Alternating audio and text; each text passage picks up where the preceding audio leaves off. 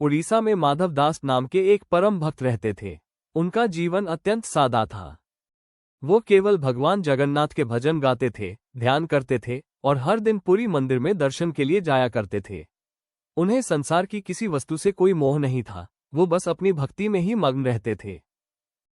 माधव दास जी का एक नियम था, वो किसी भी स्थिति में अपने नित्य नियम नहीं तोड़ते थे।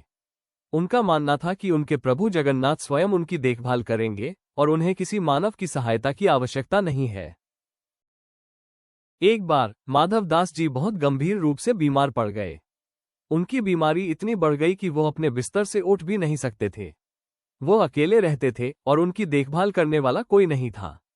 उनकी दशा बहुत दयनीय हो गई। बीमारी के कारण वो अब मंदिर जाकर भगवान के दर्शन भी नहीं कर पाते थे। एक दिन उनकी तबीयत बहुत बिगड़ गई और वो बिस्तर पर ही मलमूत्र त्याग देते थे। उनके पास इतनी शक्ति नहीं बची थी कि वो खुद को साफ कर सके। माधव दास जी दर्द में थे, पर उन्होंने शिकायत नहीं की। वो बस अपने मन में लगातार भगवान का नाम जपते रहे। उन्हें विश्वास था कि उनके प्रभु जानते हैं कि वो किस पीड़ा से गुजर रहे हैं। एक रात जब माधव दास जी दर्द से कराह रहे थे, तभी उनके झोपड़े में एक सुंदर और शांत आकृति प्रवेश करती है।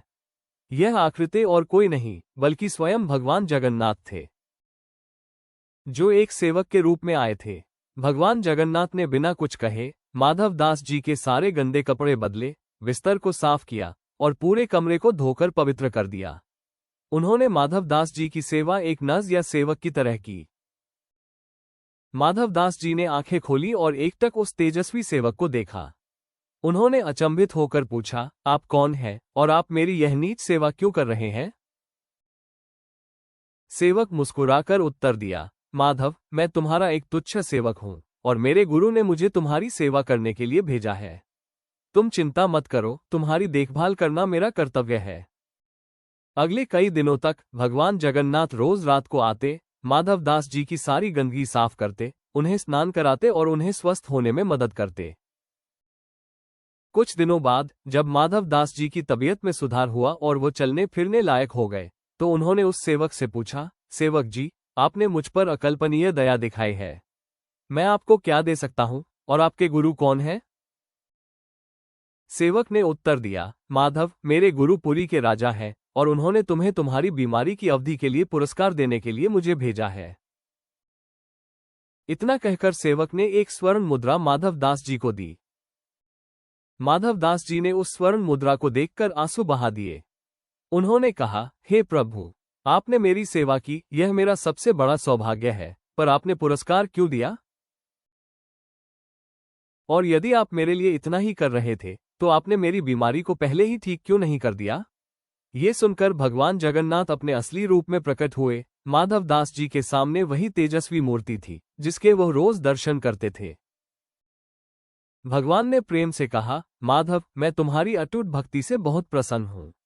जहां तक तुम्हारी बीमारी का सवाल है, तुम्हारा पुराना कर्म प्रारब्ध था कि तुम्हें कुछ दिन तक इस पीड़ा से गुजरना था।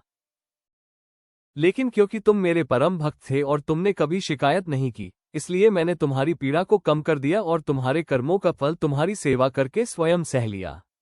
चूंकि कर्म का फल तो भोगना ही था, इसलिए मैंने सेवक बनकर तुम्हें इस कष्ट से बाहर निकाला। माधव दास जी भगवान के चरणों पर गिर पड़े। उस दिन से ये कहानी पूरे उड़ीसा में फैल गई कि भगवान जगन्नाथ स्वयं अपने भक्तों की निजी सेवा भी करने से नहीं कतराते हैं। भगवान अपने सच्चे भक्त की पीड़ा को भी स्वयं अपने ऊपर ले लेते हैं। ईश्वर की सेवा का अर्थ केवल मंदिर में पूजा करना नहीं है, बल्कि कष्ट में भी ईश्वर पर अटूट विश्वास बनाए रखना है। अगर आपको पोस्ट पसंद आती है तो आज ही सब्सक्राइब करें।